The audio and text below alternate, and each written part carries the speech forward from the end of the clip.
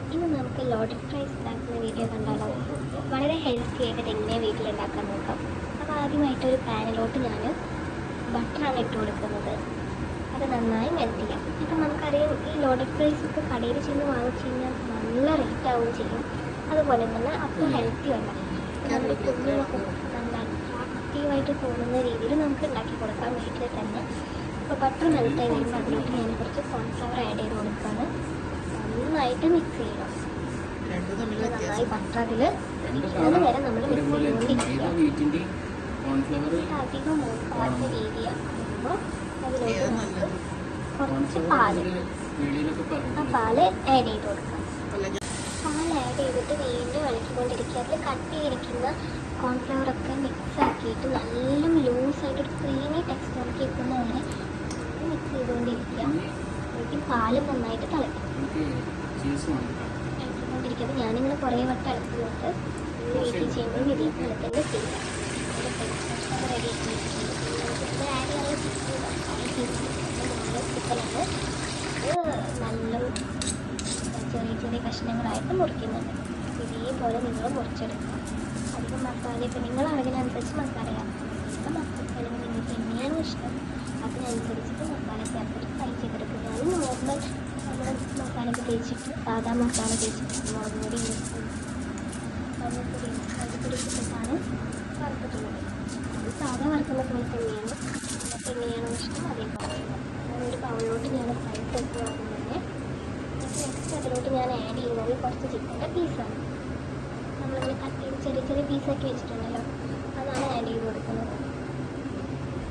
അത് ആഡ് ചെയ്തിട്ട് അതിലോട്ട് പിന്നെ നമ്മൾ ചേർക്കുന്നത് നമ്മുടെ ക്രീമാണ്.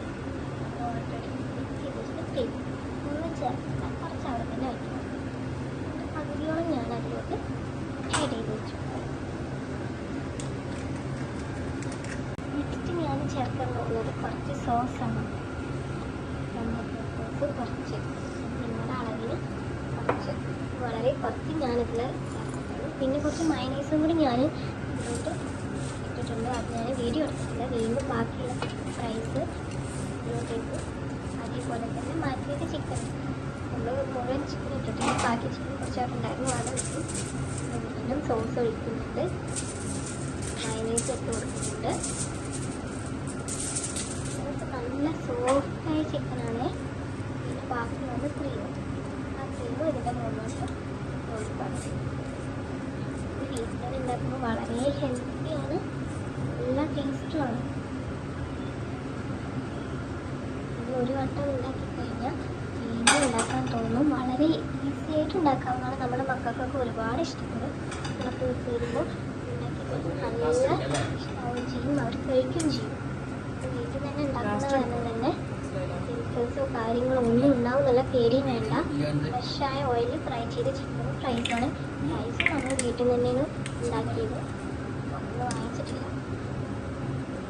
അങ്ങനെ നമ്മുടെ ലോഡഡ് ഫ്രൈസ് സെറ്റായിരിക്കുകയാണ്. ഇനി ഇത് മിക്സ് ചെയ്തിട്ട് നമുക്ക് കഴിക്കാം. വളരെ വളരെ വളരെ ഈസി ആയിട്ട് എങ്ങനെയാണ് ഈ ലോഡഡ് ഫ്രൈസ് വീട്ടിൽ തന്നെ സെറ്റ് ചെയ്യാമെന്നാണ് ഇന്നത്തെ വീഡിയോയിൽ കാണിച്ചത്. അപ്പോൾ അതിനാവശ്യമായ ഇൻഗ്രീഡിയൻസ് എന്ന് പറയുന്നത് ചിക്കൻ ഫ്രൈസ്, അതുപോലെ കോൺഫ്ലവർ, പാല്, ബട്ടർ, സോസ്. Thank you.